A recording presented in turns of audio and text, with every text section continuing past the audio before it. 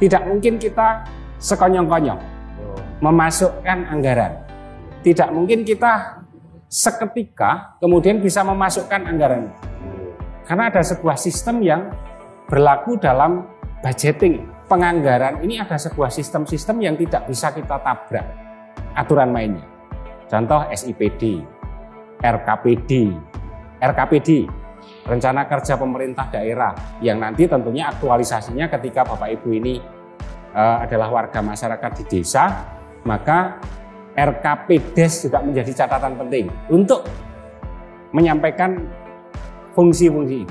Kemudian sistem SIPD, maka kita tidak mungkin bisa sekonyong-konyong tiba-tiba melakukan anggaran yang tiba-tiba. Maka ini juga menjadi kewaspadaan kita semua. Ketika Bapak Ibu menyampaikan anggaran yang tiba-tiba tadi Mas ya, kemudian kita meng-ACC-nya, maka yang salah, yang dipersalahkan ya kita. Ketika mengajukan pokok-pokok pikiran, maka kelompok masyarakat sebaiknya langsung melampirkan satu SKT atau kalau tidak SK Kementerian Hukum dan HAM, atau kalau tidak menunjukkan di situ misalnya seperti kelompok tani gitu ya, itu melampirkan bahwa dia sudah masuk dalam sistem informasi penyuluhan pertanian. Karena data sebenarnya di sana sudah lengkap. Tinggal nanti tentunya dengan kelengkapan data itu lebih mudah untuk dalam proses pengadministrasian. Tapi hak penuhnya ada di Bapak Ibu, loh kan gitu kan kira-kira fairnya? Betul ya? Sekali lagi saya ini kan wakil.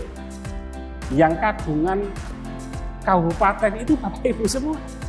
Karena mungkin Bapak Ibu mungkin nih ada yang tidak sempat untuk mikir Kabupaten Temanggung, saya mending nandur mbahku ae. Maka delegasi kewenangannya kepada kita-kita. Tapi apakah kemudian saham Bapak Ibu terkurangi? Mboten. Utuh milik panjenengan. Saya hanya diberikan mandat untuk mewakili panjenengan. Maka tadi saya maksud, ya ironis ketika kemudian kantornya panjenengan sendiri tidak pernah panjenengan tengok kan gitu kan. Dan kita terbuka, lembaga DPRD terbuka, kantor DPRD terbuka. Saya pikir Bapak Ibu monggo silakan. Ada di sana ada fraksi, wonten komisi, wonten anggota DPRD yang ada di sana. Kita selalu ketika beli kopi tertarik mau ke Jakarta, ke Surabaya, kemanapun, aku njaluk kopi Temanggung, entah itu robustanya atau arabikanya. Tapi sangat jarang coba kita ngomong, aku tak pengen ngerokok tembakunya tembakau Temanggung. Siapa tahu misalnya ada BUMD, pabrik rokok di Temanggung, dimiliki pemerintah Temanggung, itu bisa mendapat pendapatan bagi pemerintah Temanggung. Puji syukur kita panjatkan kehadirat Tuhan Yang Maha Esa karena atas limpahan kasih karunia-Nya siang hari ini, Senin 7 November 2022, kita semua dapat berkumpul dan hadir di Gedung Makukuhan dalam acara Fokus Group Discussion, partisipasi kelompok masyarakat dalam penyusunan pokok-pokok pikiran DPRD.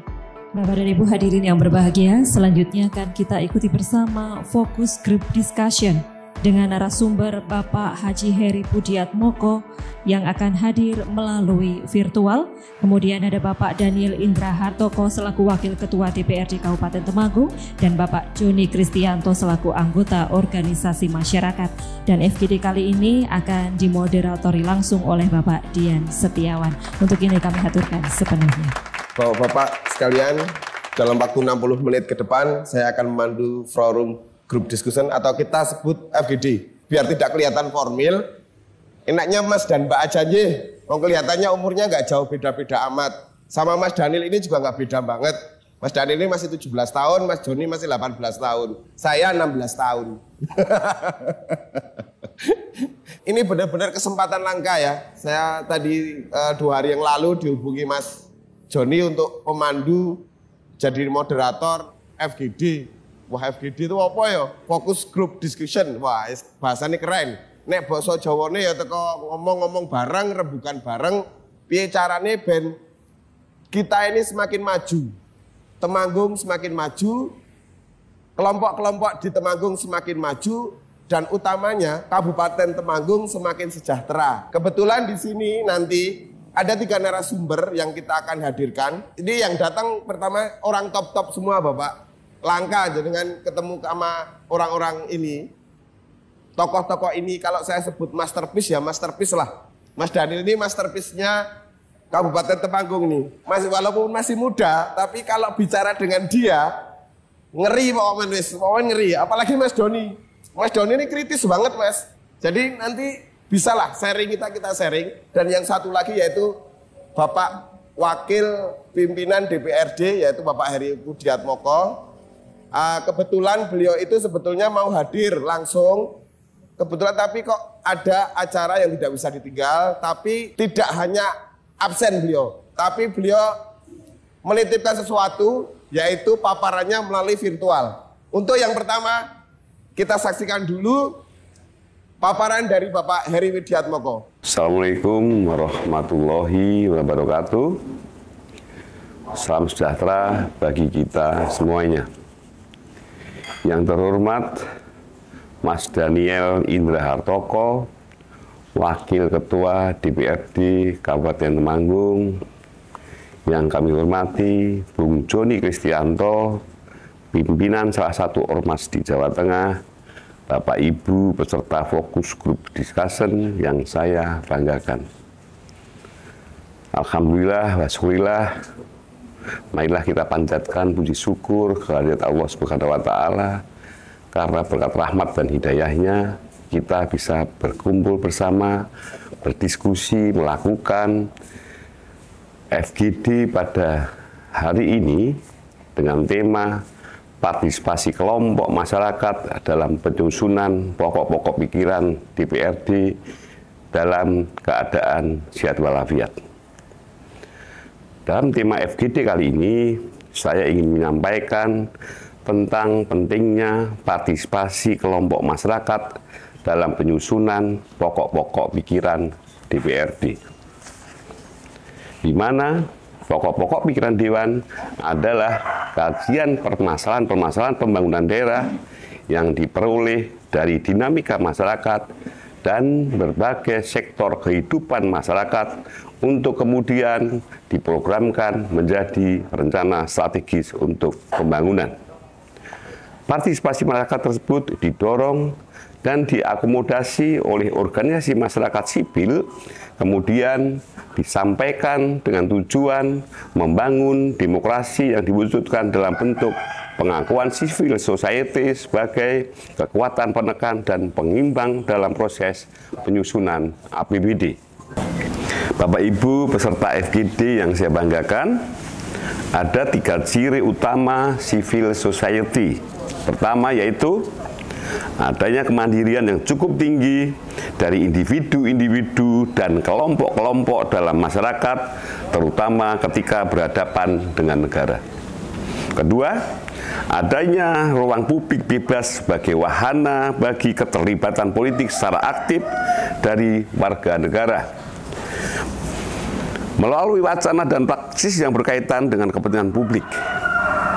Dan ketiga, adanya kemampuan membatasi kuasa negara agar negara tidak melakukan intervensi. Selain itu, Bapak dan Ibu, partisipasi masyarakat merupakan bentuk keterlibatan aktif dan kreatif yang diiringi oleh potensi keahlian, kemampuan, pengetahuan, dan kesediaan berkorban untuk turut serta memecahkan masalah yang ada.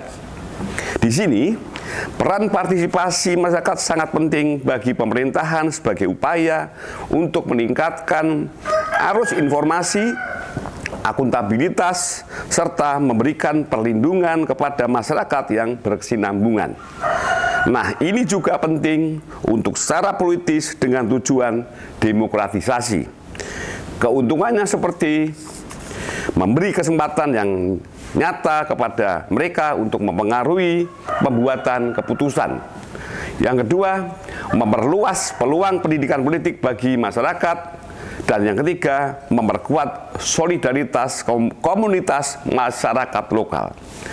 Bapak, Ibu, dan peserta FGD yang kami hormati, Mungkin pemaparan saya bisa jadi pemantik diskusi kali ini dan bisa menjadi kontribusi untuk ke depan yang lebih baik lagi. Saya Heri Budatwoko, Wakil Ketua DPRD Provinsi Jawa Tengah. Mari bangun Jawa Tengah lebih kuat dan lebih maju, bersatu karena kuat, kuat karena bersatu. Wassalamualaikum warahmatullahi wabarakatuh. Merdeka!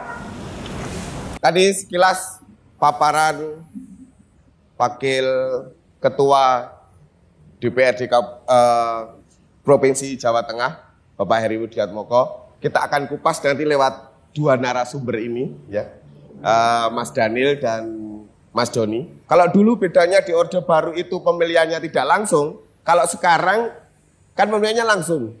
Kalau mau noblos Mas Daniel ya noblos namanya Mas Daniel, ya kan? Nah, sebagai orang yang kita pilih, jadi kita akan memilih beliau ya sebagai anggota dewan. Berarti dia punya amanat untuk bagaimana menerima aspirasi kita. Baik itu secara mungkin individu ataupun secara kelompok. Ya. Jadi banyak orang yang selalu bergantung pada Mas Daniel. Ya. Mas mau dibangun ke iki, mau dibangun ke ini, dibangun ke dalan. Mas aspirasinya mau nangon aku tapi apakah cuma itu yang jadi pertanyaan kita? Apakah tugas dewan hanya menyampaikan aspirasi dalam tanda kutip hanya infrastruktur? Benar nggak Mas Doni ya? Padahal kan ada lebih banyak sekali aspirasi-aspirasi yang bisa ditampung.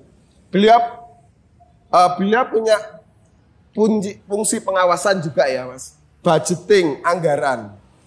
Nah, jadi bagaimana masyarakat bisa menerima ataupun bisa mengusulkan aspirasi-aspirasi itu kepada Mas Daniel. Bagaimana sebagai masyarakat kita ini bisa menyampaikan aspirasi kita terhadap Mas Daniel untuk bisa direalisasikan. Bagaimana lah sebagai seorang individu ataupun kelompok untuk menyampaikan aspirasi-aspirasinya ke anggota dewan.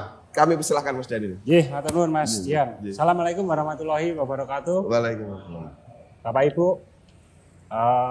tadi pertanyaannya Mas Dian cukup menarik sebenarnya, yang ini harus kita ketahui bersama.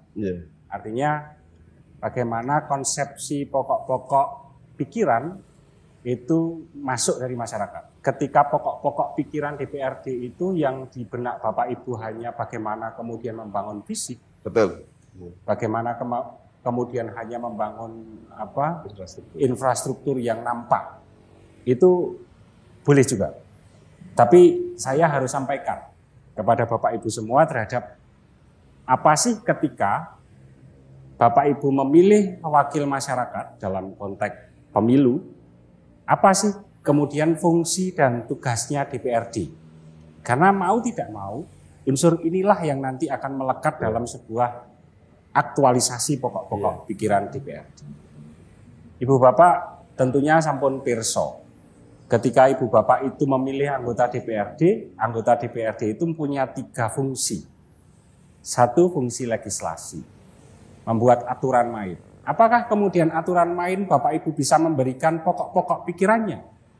Tentu ini yang harusnya kita tunggu. Karena menurut saya rule of the game yang berpihak kepada masyarakat, ini juga akan mengatur irama kabupaten kita. Tugas dan fungsi DPRD itu ada fungsi budgeting. Berapa kita harus membayar gaji pegawai yang ada di Kabupaten Temanggung, berapa yang harus kita berikan kepada masyarakat untuk membangun infrastruktur yang ada di Kabupaten Temanggung, berapa pos yang akan kita anggarkan untuk meningkatkan kualitas SDM, dan seterusnya dan seterusnya. Maka itu melekat dalam fungsi kita. Ketika pokok-pokok pikiran DPRD itu disampaikan dari Bapak Ibu kepada kita, tentu ini aktualisasinya bisa menjadi kemudian peningkatan kualitas SDM, kemudian pembangunan fisik, tempat ibadah atau apapun itu. Yang ketiga, Mas Dian dan Bapak Ibu, lembaga DPRD ketika Bapak Ibu memilih anggota DPRD, maka 1 tadi legislasi melekat dalam fungsinya, 2 penganggaran melekat dalam sebuah fungsinya, yang ketiga pengawasan. Apakah kemudian pokok-pokok pikiran itu yang ada di masyarakat kemudian tidak bisa kita serap menjadi bagian dari tugas kita, tentu saged. Ketika sebagai contoh misalnya masyarakat menemukan hal-hal yang kemudian dirasa oleh masyarakat atau konstituen anggota DPR yang ada itu, kemudian ini menjadi tidak pas. Hal-hal yang ketidakpasan itu, maka kami sebagai lembaga yang diberikan fungsi pengawasan bisa juga menyampaikan ini kepada eksekutif. Saya kira itu pokok-pokok pikiran DPRD. Jadi sekali lagi pokok-pokok pikiran DPRD dalam benaknya Bapak Ibu yang sekarang ini ada rata-rata hanya pada konteks pembangunan infrastruktur. Padahal jauh lebih banyak daripada itu, Bapak Ibu yang ada, masyarakat yang ada bisa menyampaikan pokok-pokok pikirannya terhadap ketiga fungsi yang tadi saya sebut, Mas ya. Jadi sebenarnya saya contohkan fungsi legislasi melekat kepada kita, maka Bapak Ibu bisa menyampaikan sebenarnya aturan main yang paling bagus, perda-perda yang nanti akan bisa kita ketok palu di DPRD itu apa. Apakah itu kemudian bisa disampaikan kepada kita? Tentunya itu hal yang sangat kita tunggu. Jadi ini sebuah tantangan buat Mas dan Mbak sekalian yang ada di sini, bahwa sebetulnya DPRD ini tidak hanya menyalurkan aspirasi ibaratnya anggaran tok, infrastruktur tok, itu enggak. Tapi banyak. Kalau mungkin kalau di DPR pusat ada undang-undang ya. Tuh. Kalau di DPRD 1 ada perda provinsi.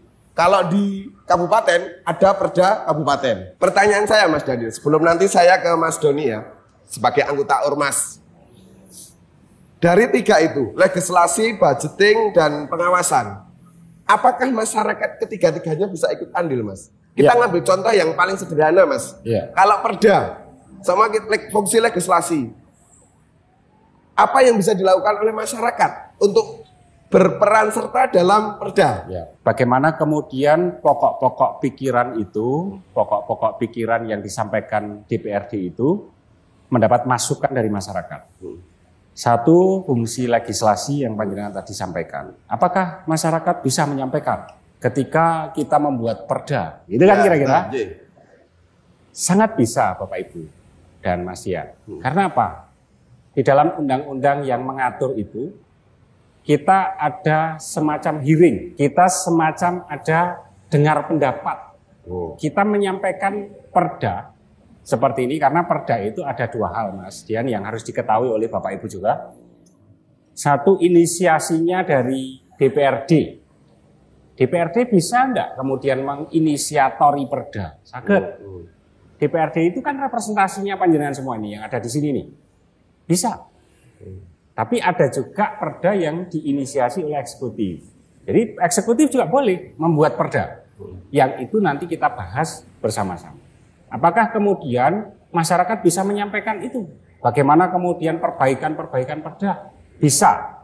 Dalam tataran tertentu, Mas Dian, di dalam undang-undang pembentukan peraturan daerah atau peraturan perundang-undangan ada amanat untuk kami, lembaga DPRD itu hearing, melakukan audiensi, melakukan dengar pendapat. Bagaimana ketika contoh kasus yang ada di Temanggung, dan Bapak Ibu harus ketahui itu.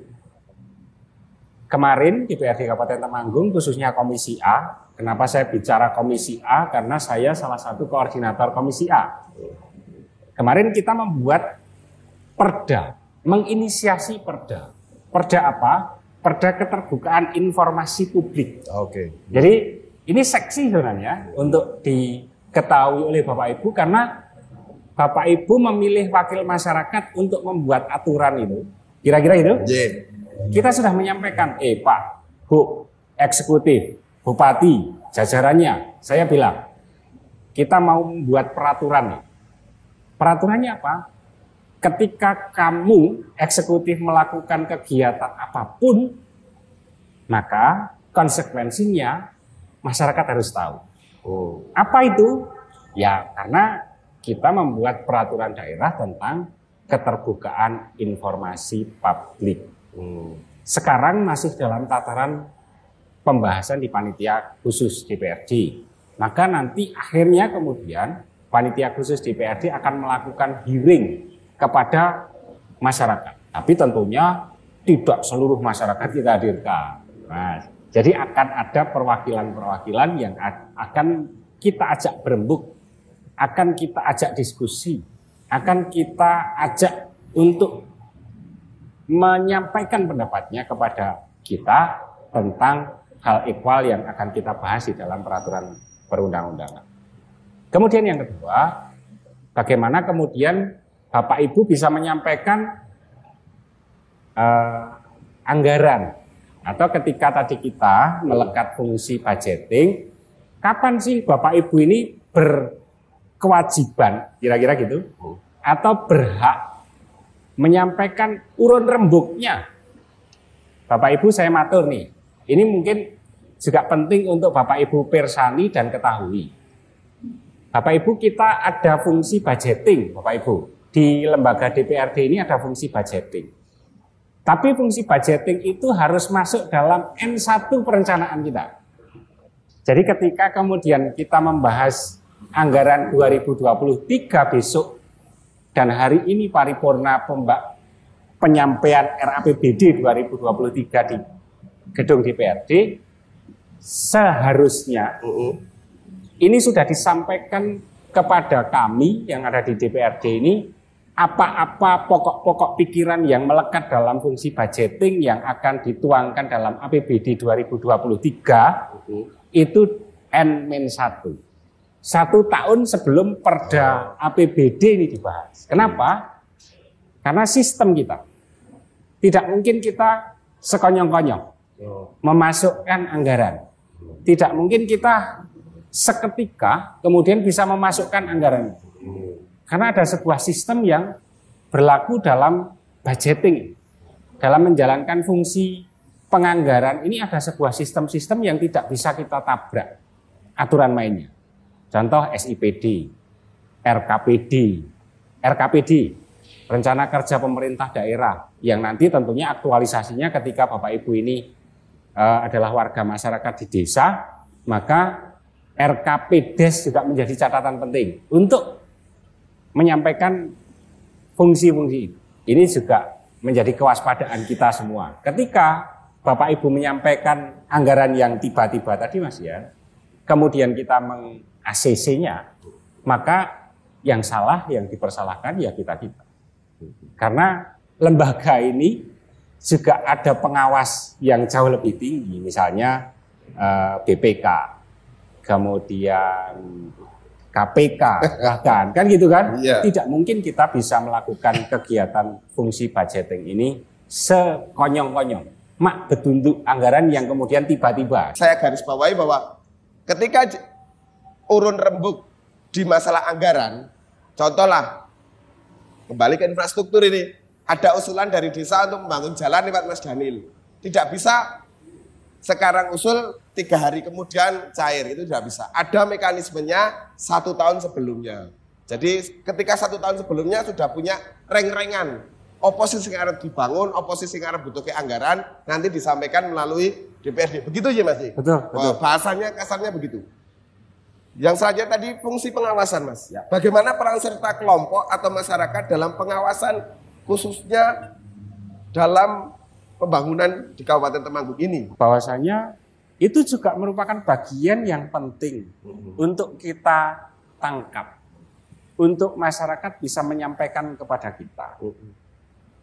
DPRD itu kan jumlahnya 45 orang. 45 orang itu ketika kita bicara dapil dan basis masyarakatnya kira-kira terbagi habis kira-kira dalam 45 orang itu. Maka sebenarnya harapan kami di lembaga DPRD itu justru saya kembalikan kepada Bapak Ibu.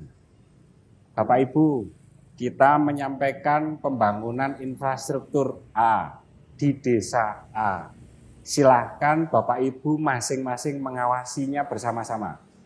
Ketika kemudian Bapak Ibu menemukan kejanggalan, dalam tanda kutip gitu, maka sampaikan kepada misalnya kelompok-kelompok masyarakat, ormas, LSM, Atau mungkin Bapak Ibu bisa menyampaikan langsung kepada kita yang ada di lembaga DPRD. Melalui siapa? Melalui DPRD yang ada di daerah pemilihan Bapak Ibu.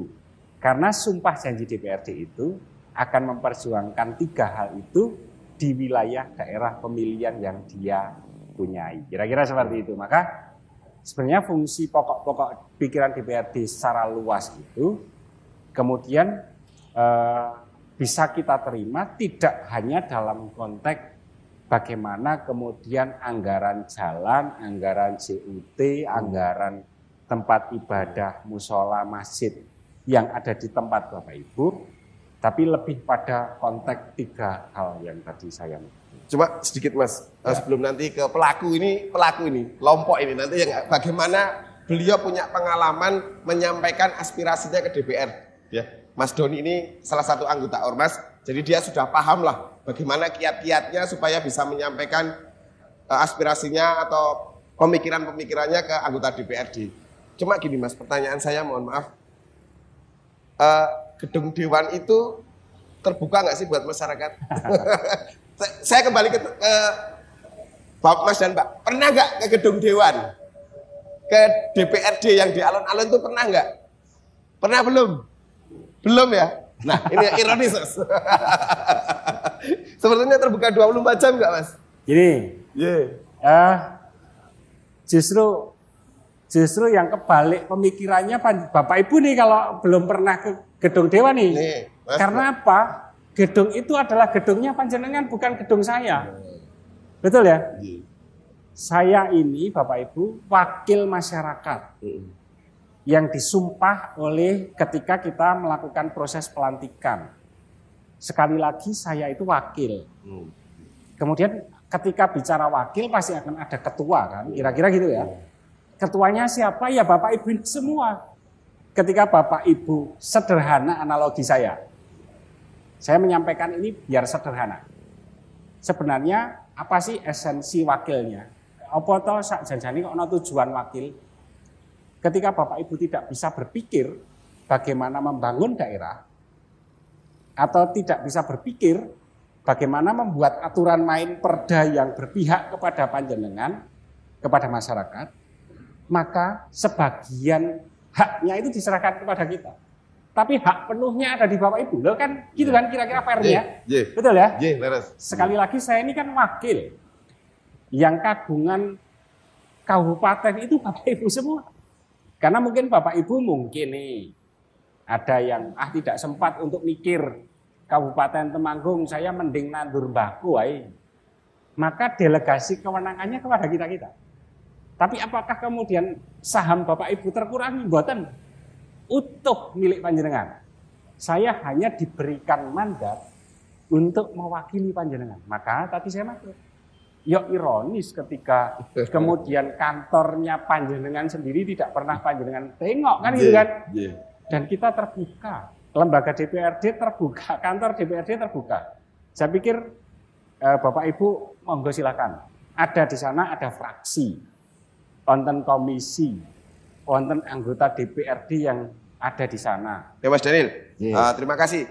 Sedikit, tapi saya kira intinya sekarang Mas Daniel hidup jadi anggota Dewan ini untuk panjenengan. Benar ya Mas Daniel? Iya. Mau nggak mau itu. Ini janji di depan masyarakat loh, bukan pada saya. Mas, kiat-kiatnya gimana Mas? Menyampaikan aspirasi atau pemikiran kepada anggota Dewan gimana? Apa nek ora dilakoni yuk demo bareng-bareng ngono Mas ya. Wah, jenengan mesti paling hobi nek demo kelihatan ya. Itu gimana Mas? Kiat-kiatnya Mas? Matur nuwun Mas Dian. Beberapa tahun ini memang kadang menjadi rujukan teman-teman untuk bertanya. Oke. Mas, pas berarti ketika mengajukan usulan-usulan itu supaya lancar bagaimana? Jadi memang ada beberapa hal yang harus diperhatikan oleh kelompok-kelompok masyarakat yang memang mau mengajukan pokok-pokok pikirannya, aspirasinya kepada DPRD untuk dapat tentunya dianggarkan sebagai fungsi budgeting tadi. Yang pertama yang menjadi kadang permasalahan itu adalah bahwa yang diakui adalah yang berbentuk kelompok dan itu berbadan hukum. Minimalnya sudah terdaftar di atau memiliki surat keterangan terdaftar. Jadi tidak bisa kemudian kelompok baru hanya sekedar mendapatkan surat pengakuan dari Kades atau dari lurah langsung bisa, nggak bisa. Itu seringkali ketika muncul permasalahan itu ketika kelompok-kelompok mengajukan, lalu kita tanya badan hukumnya atau SKT-nya ada enggak? Wah, belum ada Mas. Itu harus membuat dulu. Dan proses untuk membentuk SKT itu memang membutuhkan surat pengakuan dari kepala desa atau dari lurah. Sehingga kalau kita melihat sebenarnya garda terdepannya itu tetap kepala desa atau lurah. Itu garda terdepannya. Karena beliaunya itu yang memahami betul bahwa apakah ini kelompok memang dibutuhkan di desa atau kelompok abal-abal atau apa, itu garda terdepan di desa. Dan kemudian yang kedua, itu ketika kemudian terhadap kelengkapan administrasi itu sudah dipahami, itu kadang antara pemahaman di desa, di kabupaten dan di provinsi itu kadang berbeda. Karena ada beberapa peraturan yang secara spesifik diatur di tingkat provinsi secara khusus, tetapi tidak diketahui atau tidak dipahami oleh teman-teman di OPD tingkat kabupaten. Juga termasuk sebenarnya harus di desa. Misal dalam sebuah proposal itu lalu ada beberapa persyaratan. Ketika tidak lengkap dari kelompok, meskipun sudah ditandatangani oleh OPD tingkat kabupaten sampai ke provinsi dikembalikan lagi. Karena dan ini terus-menerus terjadi sehingga memang kemudian penyerapan anggaran atau keberhasilan dalam proses pencairannya jadi agak rendah. Karena kelompok seringkali juga problemnya bisa gini, untuk mendapatkan APBD tingkat provinsi, mereka orang Cilacap misal. Ketika salah proposal mereka bolak-balik berapa kali. Bisa jadi nanti habis di operasional segala sesuatu. Sehingga tentunya kami berharap bahwa koordinasi antara pemerintah pusat, provinsi maupun kabupaten itu bisa melahirkan sebuah aturan yang sama, indikator yang sama, dan yang selanjutnya itu kelompok itu harus bisa secara spesifik dalam pengajuan pokok-pokok pikiran. Misal begini, terjadi kemarin di Temanggung, di kecamatan Candiroto kalau tidak salah. Di Candiroto. Jadi ada satu kelompok mengajukan hibah kambing. Ya. Lalu ketika kemudian turun barangnya berupa kambing, kelompoknya menolak. Kelompoknya menolak. Kenapa, Mas? Kami inginnya kambing gembel. Nah, iya. Kami inginnya kambing gembel. Sing datangan. Yang datang kambing Jawa itu, kambing Jawa itu yang datang. Sehingga ini muncul permasalahan karena memang secara pengertian di masyarakat dengan pengertian secara pemerintahan memang berbeda. Jadi kalau di pemerintahan saya ya kambing, domba ya domba. Kan. Ketika mereka mengajukan kambing di pokok-pokokan itu melalui salah satu anggota DPRD, Pak Heri Pudiatmoko yang kami tahu, lalu kemudian oleh OPD, Dinas Peternakan, turunlah kambing itu menolak karena ternyata yang diinginkan adalah domba. Tapi yang lucu proposalnya gambarnya pun juga kambing itu ketika mengajukan proposal. Nah di sini kepada kelompok-kelompok masyarakatnya tentu diharapkan bahwa kelompok masyarakat pun sudah bisa mulai cermat dalam pengajuan. Dan harapan ini di sini di OPD tingkat kabupaten itu bisa menyeleksi sejak awal. Agar permasalahan, kalau di provinsi kan mengampu seluruh kabupaten kota. 35 kabupaten seprovinsi kota. Ya. Kan, 35 kabupaten dan kota. Tentunya ketika permasalahan sudah menumpuk di sana, mengurainya lebih susah. Akan lebih mudah diurai itu ketika di tingkat kabupaten. Ketika ada kejelasan kabupaten, termasuk di proposal pun kelengkapannya sudah bisa diperiksa di kabupaten, dinyatakan sudah lengkap, baru ditandatangani kirim ke provinsi, selesai sudah. Tapi kalau tidak, akhirnya menjadi problem. Salah satunya yang agak lama kemarin kita proses itu, kami diminta tolong, itu Masjid Makukuhan di Trogomulyo, kalau nggak salah Desa Pagersari. Itu sama, karena permasalahan administrasi bolak-balik sampai orang tanya, Mas Idomes dicairke ora itu. Tapi karena secara administrasinya dari kelompok yang mengajukan memang belum lengkap. Ya.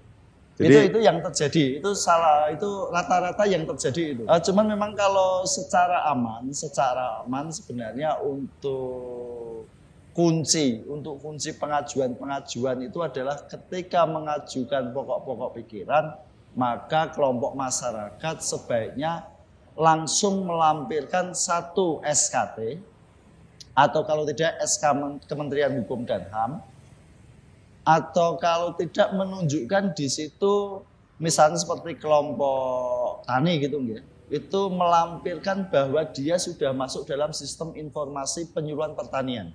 Karena data sebenarnya di sana sudah lengkap. Tinggal nanti tentunya dengan kelengkapan data itu lebih mudah untuk dalam proses pengadministrasian. ada pentingnya bagaimana kelempatan administrasi ya. Tapi saya penting juga yang dikatakan Mas Doni, ini penting banget. Tapi yang lebih penting lagi mungkin sama kudu milih wong sing tepat nggih bapak-bapak nggih. Nek wong ora tepat jali wegah ya wegah nggih. Makanya pemilu tahun 2024 carilah orang yang tepat. Bener nggak Mas Dani? Sangat betul. Iya kan?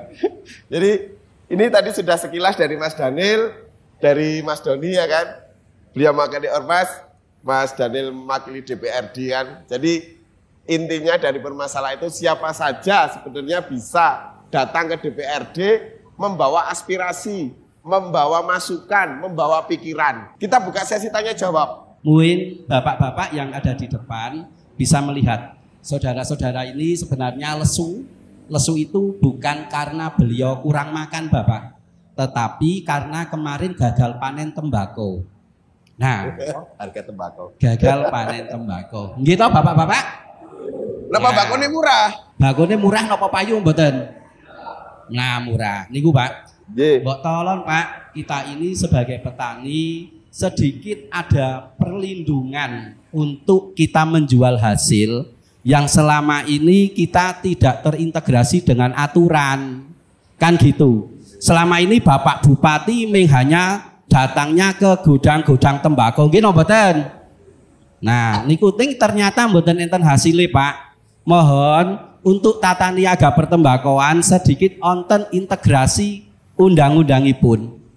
Dados untuk harapan ke depan dos pundi anggota Dewan nika untuk saged gawe aturan tentang pertembakauan yang nanti bisa meningkatkan kesejahteraan petani di tembakau. Mohon untuk paparan ke depan untuk bisa memberikan napa nggih perlindungan undang-undang kagem petani men adol mbako niku sekeco, Pak. Bukan Mas Daniel semua ini. Nanti Mas Daniel juga bisa menambahkan sedikit ya. Ada pertanyaan satu, kota kita kota tembakau ya. Ning petani tembakau ini merasa tidak pernah terlindungi. Benar nggak Pak? Leres nggih? Nggak ngoten Mas. Kenapa kita nggak berani kayak Lombok gitu loh Mas, buat perda tentang pertembakauan gitu.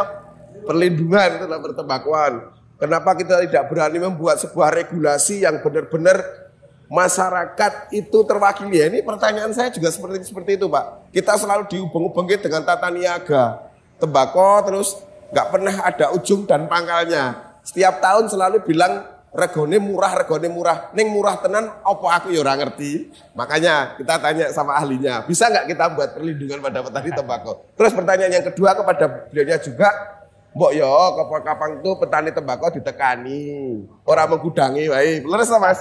Ben ngerti tenan piye lho, kaya ngopo? Satu Bapak Ibu yang Bapak Ibu harus ketahui. Pertembakauan kita di Kabupaten Temanggung ini pasarnya adalah pasar monopoli. Dan itu Bapak Ibu pasti sepakat. Dengan bahasa saya ini Bapak Ibu harus sepakat. Kenapa pasar monopoli? Karena yang beli hanya 1-2 pasar yang besar. Itu kira-kira. Betul, iya. Bapak Ibu saya sedikit cerita, Mas Dian saya sedikit cerita. 2010 saya ditimbali Pak Asim almarhum. Mantan Bupati. Pak Pak Hasim mantan Bupati Kabupaten Temanggung 2010. Saya bilang kepada Pak Hasim, karena pertanyaan Pak Hasim kemudian sama persis seperti pertanyaannya Mas Budi Juna. Piye Mas, kira-kira konsep-konsep apa yang bisa kita terapkan? Sederhana saya jawab Pak Hasim. Bapak, pasar Kabupaten Temanggung, pasar pertembakuan itu pasar monopoli. Maka ketika pasar monopoli itu berjalan, ketika tidak jadi monopoli maka harus disaingi oleh sebuah pasar. Wah, Pak Hasim kan pertanyaannya kemudian, mosok saya harus membeli hasil produksi tembakonya petani? Saya bilang, iya. Karena satu-satunya teori mematahkan teori monopoli itu hanya menciptakan pasar baru. Gitu kira-kira. Maka ini yang kemudian saya sampaikan kepada Pak Hasim. Dan Bapak Ibu pirsa dulu kebijakan Pak Hasim, Pak Bupati almarhum, yang mudah-mudahan beliau diterima di sisi Tuhan karena memang kebaikannya beliau luar biasa, itu menyampaikan kepada panjenengan semua, besok tembakonya Bapak Ibu akan dibeli untuk disuling nikotinnya, dan nikotin itu dijual ke pasar dunia. Betul ya? Ya, Bapak Ibu pegiat tembakau betul? Pernah dengar informasi seperti itu? Nah, ternyata apa tujuannya Bapak Ibu? Membuat shock pasar. Kebijakan Pak Hasim ini membuat shock pasar pertembakauan. Yang monopoli tadi, hanya 1-2 orang pedagang besar. Kemudian 2011, bakonya baik. Harganya bagus. Top. Paling top 2011 gitu. Betul, ya. Iya. Saya bukan orang tembakau nih, karena saya orang pering surat, Mas. Tapi saya pernah diajak diskusi oleh Pak Hasim. Dan real itu diskusinya. Kemudian 2011 bagus. 2012 atau 2013 saya lupa tepatnya. Saya kembali dipanggil oleh Pak Hasim. Piye iki? Jangan-jangan ini sudah ketahuan dalam tanda kutip wis konangan, kebijakan yang kita lempar itu sudah ketahuan. Bagaimana kemudian konsep-konsep? Kembali saya dipanggil. Saya bilang, secara teori untuk menaikkan harga itu pasti mengurangi suplai. Ketika permintaannya ajek, suplai ini berkurang, mesti regane mesti munggah. Itu logika pasar. Itu sudah teori pasar dan tidak mungkin terbantah. Maka kalau Bapak Ibu pirsa, pertanian jajar pola tanam telahap itu di 2012-2013. Apa pola tanam telahap? Satu tanaman kopi Arabica akan membunuh 9 tanaman tembakau. Geger itu pasar. Karena Pak Hasim melempar pola itu. Pak Hasim melempar pola. Saya minta di seluruh telahap, maka pola tanam telahap terkenalnya di 2012-2013. Satu tanaman kopi akan membunuh 9 tanaman tembakau. Geger. Pasarnya shock lagi. Maka harganya kemudian menjadi naik. Ini teori-teori dan itu yang harus Bapak Ibu ketahui. Karena dalam konteks kemudian siapa leader, siapa bupati Kabupaten Temanggung yang berpihak kepada pertembakauan, kan ukurannya harga tembakonya baik atau tidak baik. Kira-kira kan gitu. Ya. Betul. Nah, dengan Pak Bupati yang sekarang ini saya pernah berdiskusi. Sama halnya ketika membicarakan diskusi pertembakauan dengan Pak Hasim. Saya bilang, kalau pertembakauan ini mau jalan dan baik, tata niaganya harus diperbaiki. Caranya seperti apa? Hapus semua KTA. Tapi sorry nih, saya harus matur agak sedikit vulgar. Ya, karena ini pasti akan kontraproduktif. Kalimat yang saya sampaikan ini pasti akan banyak intervensi. Hilangkan semua kartu tanda anggota yang bisa masuk ke gudang. Dibenahi. Siapa yang punya hak KTA itu? adalah kelompok-kelompok tani yang di dalamnya luas lahan tembakonya bisa kita potret. Karena masalah ini Pak, masalah tata niaganya ini yang membuat kemudian harga tembakau itu tidak real diterima oleh petani. Karena melalui beberapa jenjang. Ini adalah sebuah kebijakan yang pernah saya sampaikan kepada Pak Bupati. Sedikit saya pahami bahwa jangan terlalu banyak rantainya dipotongin. Kalau nggak salah begitu ya inti dari katanya, walaupun sebenarnya kalau diflorkan secara masif, ya mesti ngeri lah untuk manggung. Tapi harus ada keberanian paling nggak untuk mengusulkan dulu. Lanjut Mas. Jadi sekali lagi kita tahu apa masalah yang kita hadapi. Bapak Ibu petani tembakau ini juga tahu sebenarnya. Masalahnya Bapak Ibu itu apa? Bapak Ibu juga tahu sebenarnya. Nggak mungkin tidak. Maka pada proses tata niaga inilah yang kemudian harus kita pangkas. Tapi konsekuensinya memang luar biasa Bapak Ibu dan Mas Yan, Benso, betul. Sangat tahu konsekuensinya seperti apa. Tapi ini hanya bisa dilakukan oleh eksekutif dan tidak bisa dilakukan oleh legislatif semacam kami. Kenapa?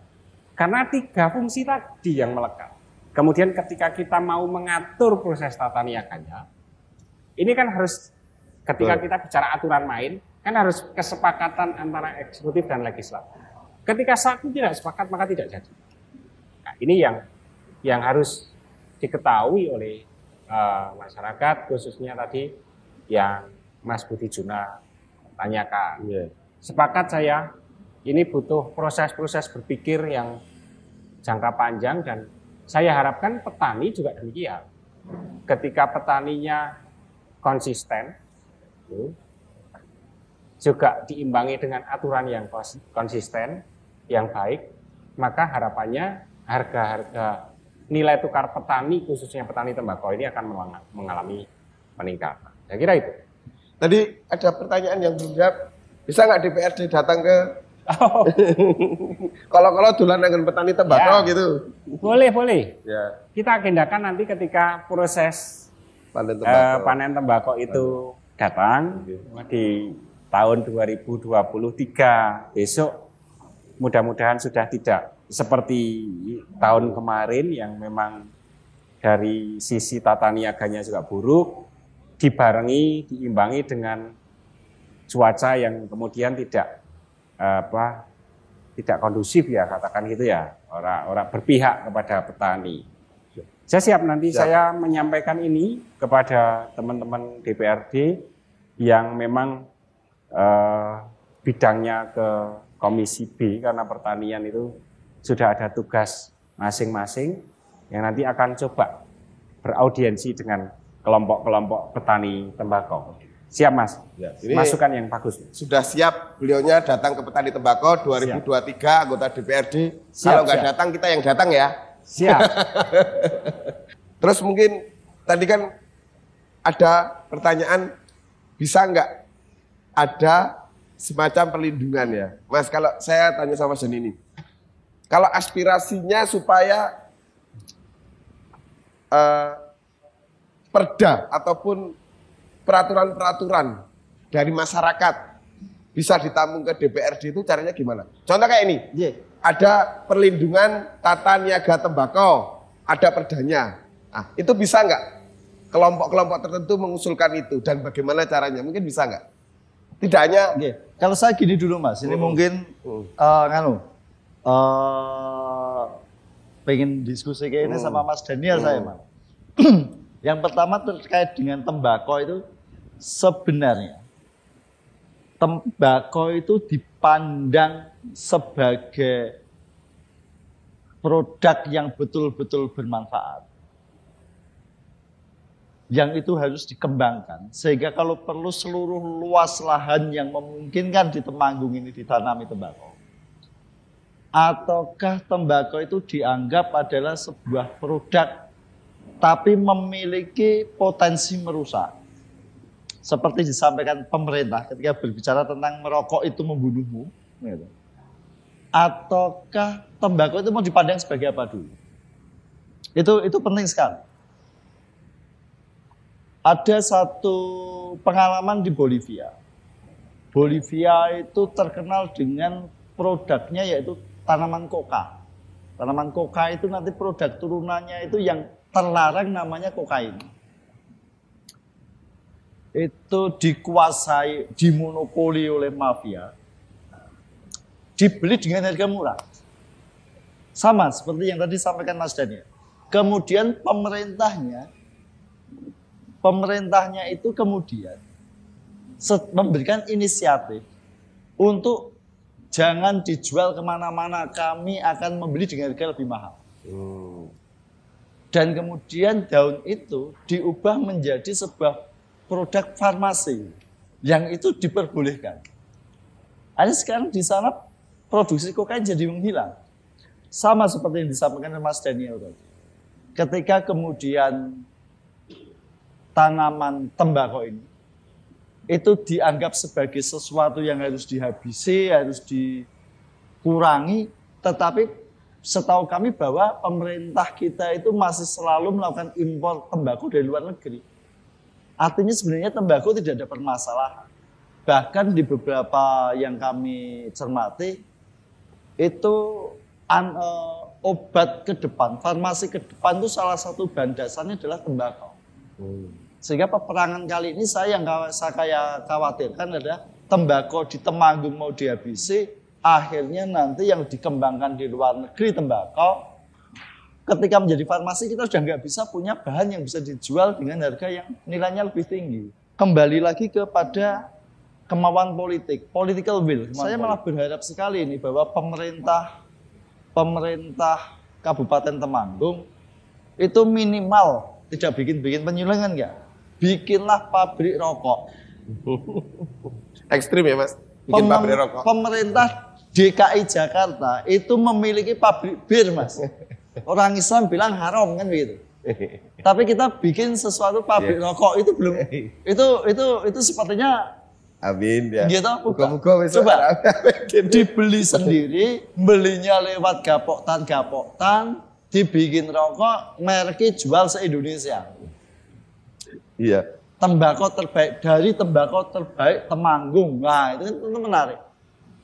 Kita selalu ketika beli kopi tertarik mau ke Jakarta, ke Surabaya, kemanapun. Aku njaluk kopi Temanggung, entah itu robustanya atau arabikanya. Tapi sangat jarang coba kita ngomong. Aku tak pengen ngerokok tembakunya tembakau Temanggung.